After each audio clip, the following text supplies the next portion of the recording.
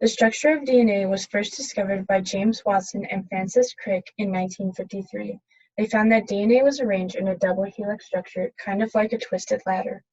The DNA ladder is made up of a sugar phosphate backbone and nitrogenous bases, which together are called a nucleotide.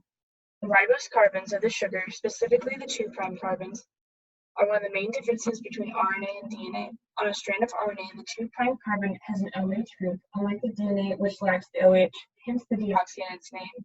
A funny way my teacher had me remember this is that DNA got a divorce, so it doesn't have a ring on its finger.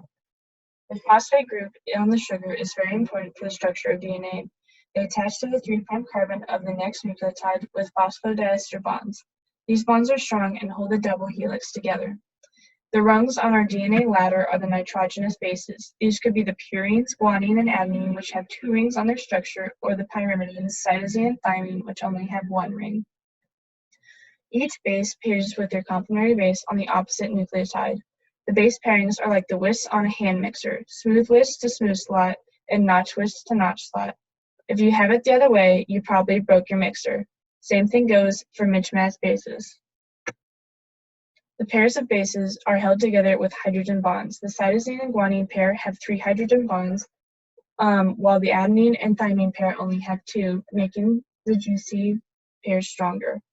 The hydrogen bonds between these pairs are like 2 magnets. They hold the anti-parallel strands of DNA together, but can be pulled apart and reconnected when needed.